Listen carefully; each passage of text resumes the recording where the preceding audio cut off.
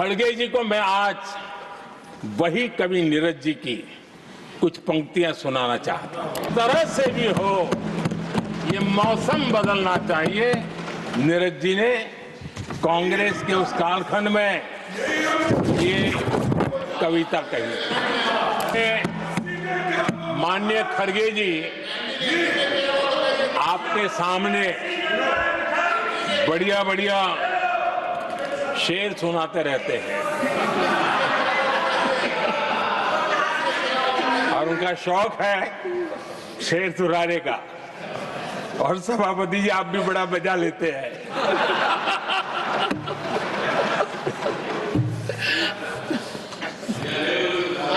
एक शेर मैंने भी कहीं पढ़ा था।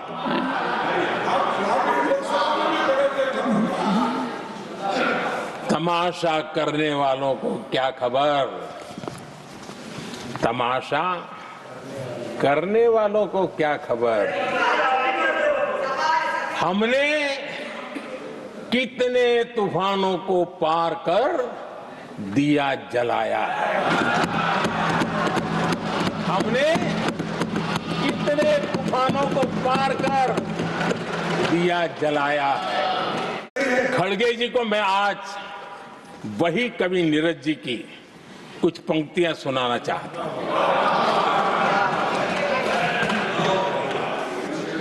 कांग्रेस सरकार का जो दौर था उस समय नीरज जी ने ये कविताएं लिखी थी और उसमें उन्होंने कहा था, है बहुत अंधियारा, है बहुत अंधियारा, अब सूरज निकलना चाहिए,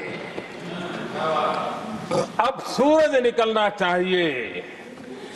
जिस तरह से भी हो ये मौसम बदलना चाहिए। जिस तरह से भी हो ये मौसम बदलना चाहिए। नीरज जी ने कांग्रेस के उस कालखंड में ये कविता कही।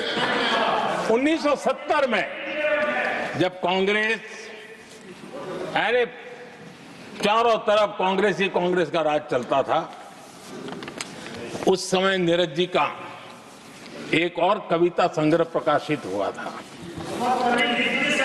फिर दीप जलेगा। हरिवंश जी तो अभ्यासु हैं तो उनको भली भांति पता है।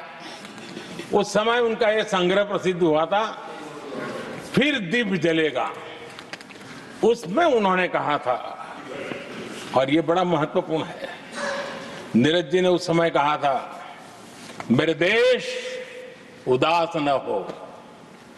नीरज जी ने अपनी कविता में कहा था, मेरे देश उदास न हो, फिर दीप जलेगा, तिमिर ढलेगा।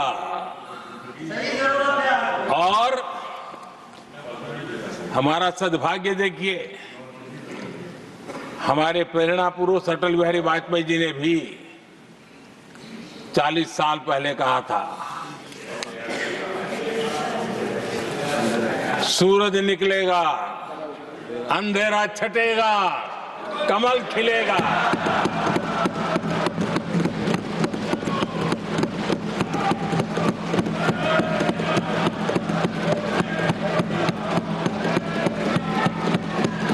हमारा मूल मंत्र रहा सबका साथ सबका विकास, वैसा उनका हमेशा रहा कि दूसरे की लकीर छोटी करना।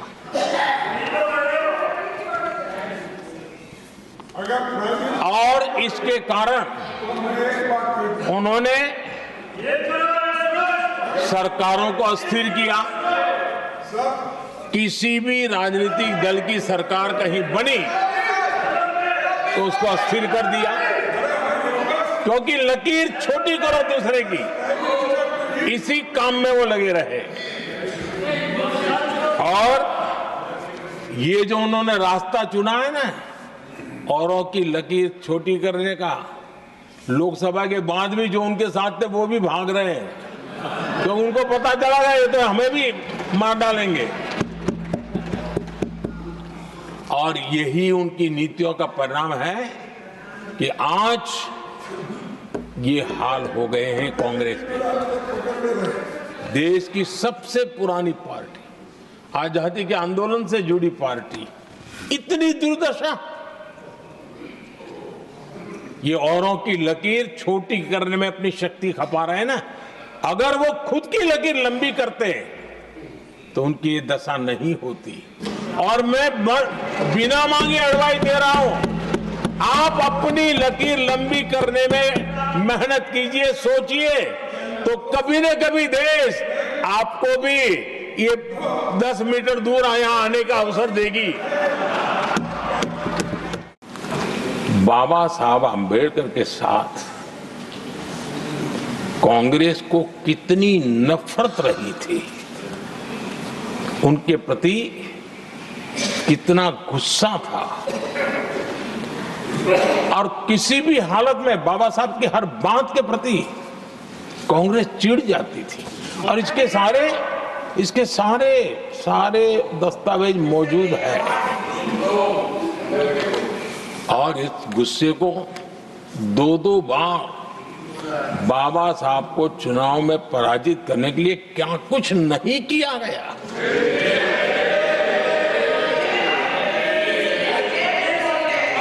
कभी भी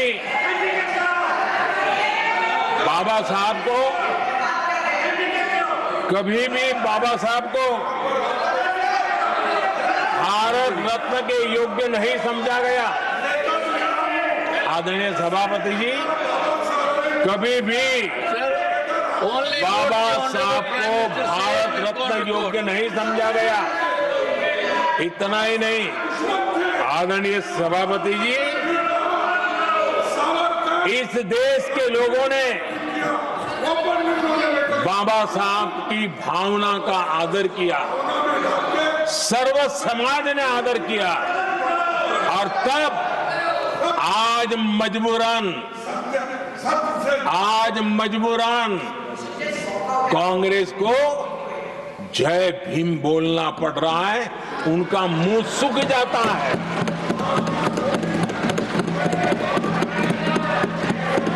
और आदरणीय सभापति जी, ये कांग्रेस भी रंग बदलने में बड़ी माहिर लग रही है।